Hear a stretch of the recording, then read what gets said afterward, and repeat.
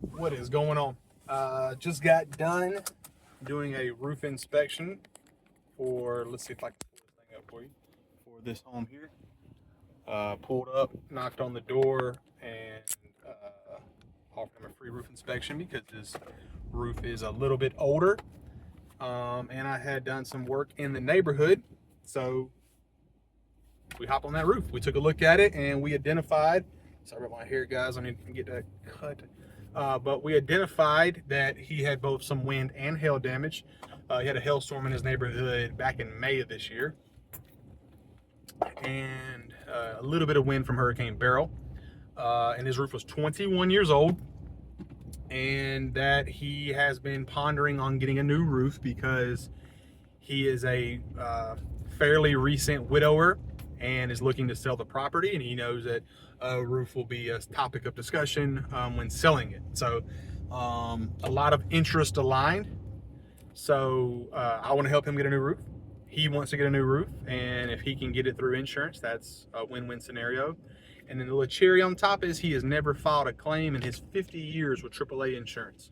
So this is not always the case, but a lot of these insurance companies do look at these customers as a profit or a loss, and if they have been an overwhelming profit for them, sometimes they're a little bit more lenient on the damage found and it covering a homeowner compared to somebody who's filed 4 or 5 claims with them and been quite the negative from a P&L standpoint. So anyways, the point of this phone call, or not this phone call, I guess this conversation here is when you're dealing with your customers, try to not be as transactional as possible.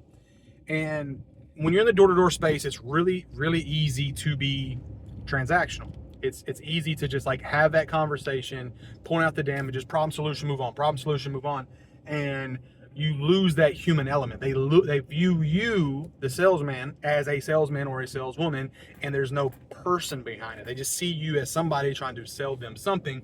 Even if they want the thing that you're trying to sell, that can sometimes turn a customer off. So by slowing your cadence, talking with them, actually hearing what they're trying to say, be involved in what's going on in their lives, just generally asking how they're doing, what's going on, what's new with them, learning something about them or their interest. Just taking that time to be a human. Tell them a little bit of something about you. Don't make it all about you, but just mention, hey, yeah, me and my wife and my young daughter, we just moved out here from North Carolina. We're excited about being here in Texas, things like that. People then begin to see you as a human, and the fact that you're interested in the things that they're talking about to some degree. I'm not asking to be all giddy about it, but just be a genuine good person, just build a little bit of a relationship with them.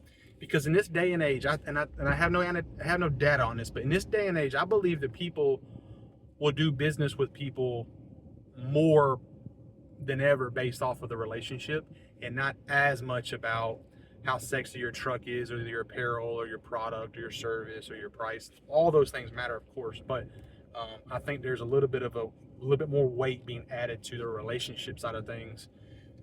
So it's something that I've been actively trying to do in my day-to-day when dealing with my customers, following up with my customers.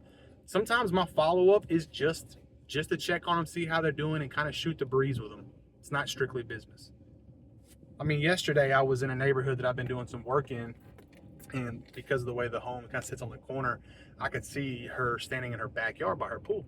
So I pulled up, walked around the side of the yard. Hey, what's going on? Da da da. Just strictly talking with her about how things going. She's getting the pool cleaned up. She's a single lady there by herself, just her and her dog. So I know having that human interaction and someone checking in on her was a nice thing. She brought up the roof on her own. I didn't bring it up, and just say, hey, look, when you're ready, let me know. It's no big deal. Those types of things really get a homeowner feeling comfortable and confident in you and where your morals and your ethics are and your intentions. And a lot of times those are the people that'll pull the trigger to work with you, or they'll be the individual that refers you to somebody else to work with. So I don't really have a true game plan for this conversation, but essentially just this, man. Be a good person. Try to build some relationships with them. I'm not saying go over the moon. Spend 10, 20 minutes with somebody. Just just be a real human. Talk with them. Don't just strictly talk business.